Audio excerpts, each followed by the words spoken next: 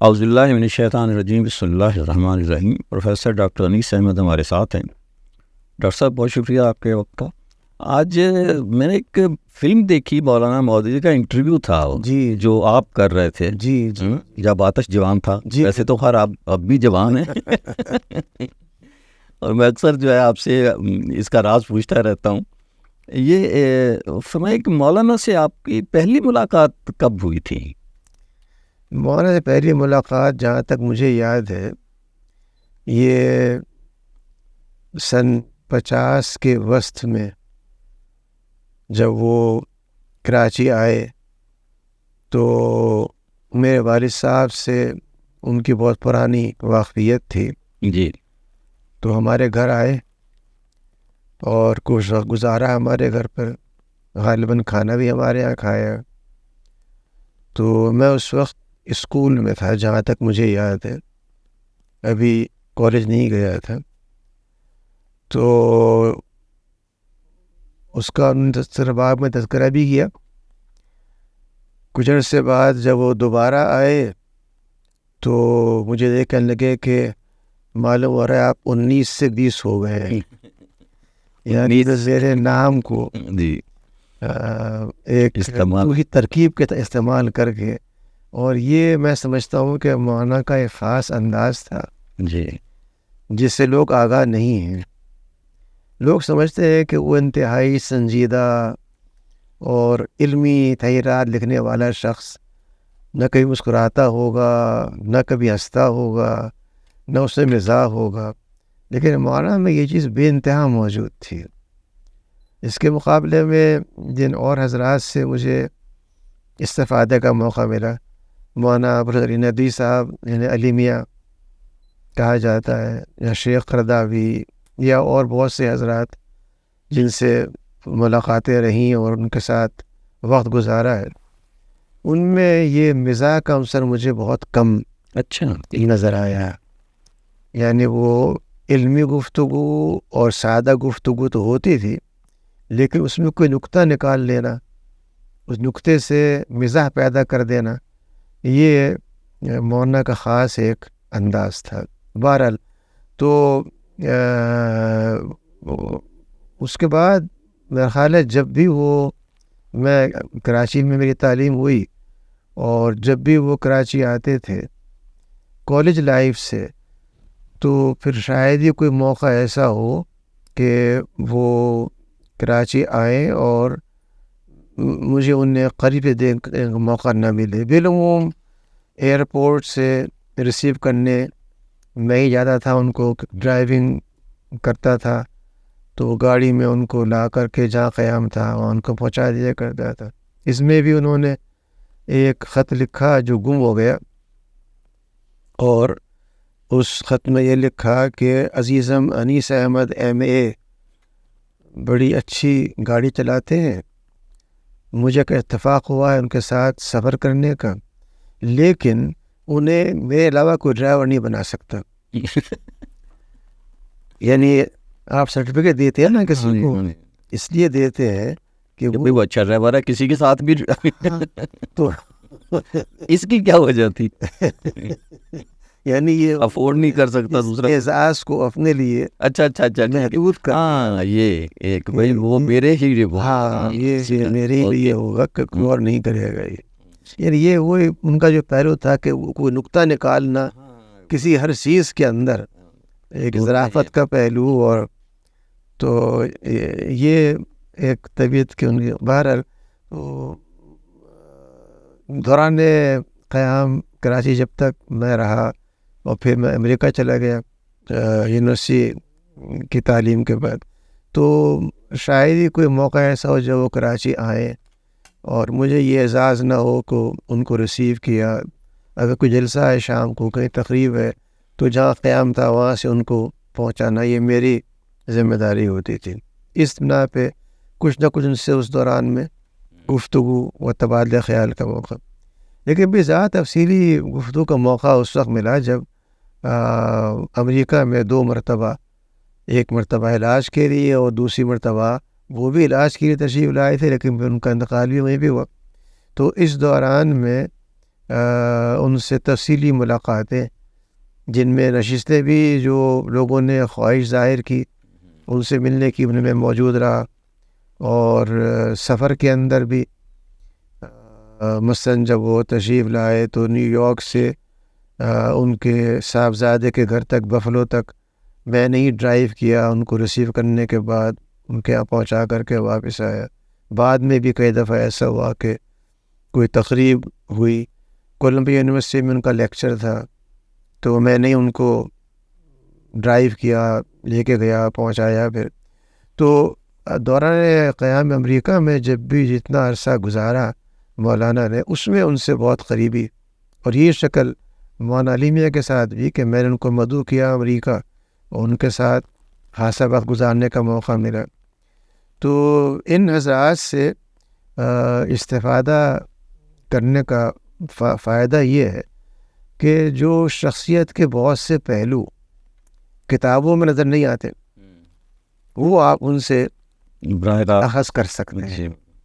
ایسے یہ فرمائے کہ مولانا جیسے آپ سفر کر رہے ہیں ان کے ساتھ، تو علمی گفتگو کے علاوہ بھی بات کرتے ہیں؟ جی جی بالکل بالکل، مختلف مطلب کیا مطلب ماحول پہ، جس طرح معاشرتی موضوعات کے اور امریکہ کے بارے میں مختلف سوالات ان کے ذہن میں تھے کہ یہاں کا ماحول جو ہے، یہاں پہ جو افریقی نسل کے افراد ہیں ان کے ساتھ کیا رویہ ہے، خود جو ایشیا سے لوگ آئے ہوئے ہیں ان کے ساتھ کیا رویہ، یعنی جو مسائل ایک داعی کو امت کے لحاظ سے ذہن میں آ سکتے ہیں، ان پر لازمی طور پہ ان سے گفتگو کا جاننے کی کوشش بھی کرتے ہیں، کیونکہ بہت ساری چیزیں تو ایسی ہوں گی جو مولانا اس ماحول میں نہیں جانتے ہوں گے، یا مطالعے کی بنا پر وہ جانتے تھے، لیکن ان چیزوں کو ویریفائی بھی کیا انہوں نے کہ ایسے افراد سے ملا جائے یا ان سے اس طرح کے سوالات کیے جائیں کہ کیسے کیا ہو سکتا ہے۔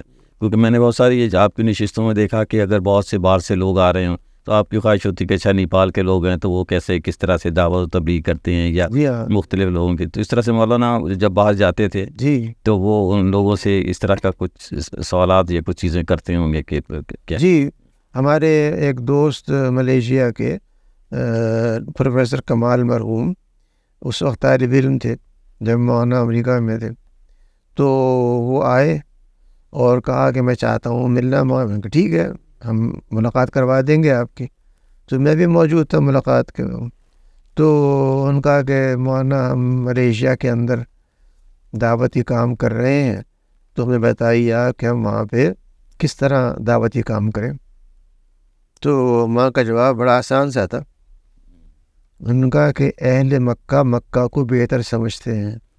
ٹھیک، یعنی آپ جو مجھ سے پوچھ رہے ہیں ملیشیا کے بارے میں، آپ وہاں کے باشندے ہیں، وہاں پلے بڑے ہیں، آپ کو معلوم چاہیے کہ وہاں پہ کس انداز سے بات کی جائے، اس لیے وجہ سے کہ میں وہاں سے کوئی حل پیش کروں، آپ حل اندر سے نکالیں۔ اچھا، اب یہ چیز جو ہے یہ اس بات کا پتہ دیتی ہے کہ یہ جاننے کے باوجود کہ ملیشیا میں کیا چیز زیادہ کارگر ہو سکتی ہے، انہوں نے بجائے حل پیش کرنے کے حل پر ابھارا۔ یہ کام ہے دراصل ایک معلم اور معلمہ کا، ایک والدین کا، کہ وہ ایک بچے کو بجائے جواب دینے کے تلاش پر آمادہ کرے، جس کام کو ہم نے بالکل مؤخر کر دیا ہے۔ ہم سمجھتے ہیں کہ جو صاحب کھٹ کھٹ جوابات دے سکتے ہیں وہ بڑے عالم ہیں، اور جو آپ کو علم سکھانا چاہتے ہیں وہ کچھ نہیں جانتے۔ تو یہ پہلو بڑا اہم ہے جو میں نے محسوس کیا ان کی قربت کی بنا پر، کہ جو ان کا رویہ تھا مختلف مسائل کے اوپر، وہ تدریبی اور تعلیمی محض وہ نہیں تھا جو ہمارے ہاں بہت سے علماء کا ہوتا ہے کہ انہوں نے فتاوی عالمگیری اور فتاوی امجدیہ اور فلاں حفظ کر لیے اور ہر بات کا جواب موجود ہے۔ اور ایک بنے جو ذاتی طور پر جی میں نے 2-3 دن گزارے ان کے ساتھ، اور جو تھا ان کی محفل میں جو شام کو ہم جاتے تھے، جو سوال جواب ہوتے تھے، تو وہاں ایک صاحب نے ان سے پوچھا کہ سگریٹ پینا حلال ہے کہ حرام ہے، اس طرح کا سوال کیا۔ تو انہوں نے بہت دھیمے انداز میں اور بڑا تفصیل سے جواب دیا. تو میں نے ساتھ والے بیٹھے سے میں نے کہا یار کیسا بیوقوف آدمی ہے, یہ کوئی سوال ہے مولانا سے کرنے کا؟ تو کہنے لگا جی آپ تو آ جائیں, یہ سوال روز ہوتا ہے نا, اور مولانا روز ایسے ہی جواب دیتے ہیں جیسے پہلی مرتبہ ہم سے پوچھا گیا ہو. تو میں نے اس سے کہا کہ یہ اتنا تحمل برداشت ہونا کسی وہ بہت ہی مشکل کام جو ہے وہ ہے. تو اس طرح سے جو مولانا کے حوالے سے جو انٹرویو تھا آپ نے جو کیا تھا, جی وہ کس طرح فلم پہ کیا ہوا شاید وہ لگتا ہے بہت پرانا. جی وہ 35 ملی میٹر کے اوپر کیا گیا, جو اس زمانے کے سب سے زیادہ پروفیشنل فلم شمار ہوتی تھی, اور وہ میرے پاس ریل موجود ہے اس کی پوری آج بھی اوریجنل. یہ ایک عجیب و غریب معاملہ کہ میں امریکہ سے آیا اور ان سے اس خواہش کا اظہار کیا کہ چونکہ آپ امریکہ صحت کی بنا پہ نہیں آ سکتے, تو وہاں پر کنونشن ہو رہا ہے نوجوانوں کا, اس کے لیے ایک پیغام, اور اس میں ہم کو بتائیے کہ دعوت کس طرح سے دی جائے. اچھا, تو اس کے جواب میں وہ انٹرویو وجود میں آیا. یہ لاہور میں کیا تھا؟ جی لاہور میں, ان کے گھر میں. ان کے گھر کہ صحت اس قابل نہیں تھی کہیں اور جاتے. تو جو جواب ہے وہ آپ سنیں گے تو آپ کو اندازہ ہوگا کہ اس میں کتنی گہرائی ہے. لیکن جو اصل چیز تھی وہ یہ کہ مولانا اس چیز سے بہت ناخوش ہوتے تھے کہ ان کی تصویر کھینچی جائے یا کوئی ان کی ویڈیو ریکارڈنگ کی جائے. جب میں پہنچا لاہور اور ان کے گھر ہی میں میرا قیام تھا, تو ایک صاحب کراچی سے آئے ہوئے تھے جو پروفیشنل فوٹوگرافر تھے. اوکے. انہیں وہاں قیام کیے ہوئے 1 ماہ ہو رہا تھا, اور ان کا کہنا یہ تھا کہ جب شام کی نشست میں مولانا نکلتے ہیں یا کوئی ہوتا ہے تو میں کہیں چھپ کر کے ان کا فوٹو لینا چاہتا ہوں, اور اگر ان کو اندازہ ہو جائے کہ میں یہ کر رہا ہوں تو کہتے کون صاحب نے کہا ان کو باہر ہٹائیے, ان کو منع کیجیے ان کو. یعنی وہ بالکل یہ گوارا نہیں کرتے تھے کہ کوئی ان کا فوٹو, جس سے معلوم ہوتا ہے کہ وہ ایک تو تشہیر کی خواہش نہ ہونا, دوسرے جو ان کی فقہی اپروچ تھی اس بارے میں اس پر قائم رہنا. حالانکہ میں نے دیکھا کہ بہت سے معاملات میں ان کی اپروچ روایتی حنفی فقہ سے مختلف تھی.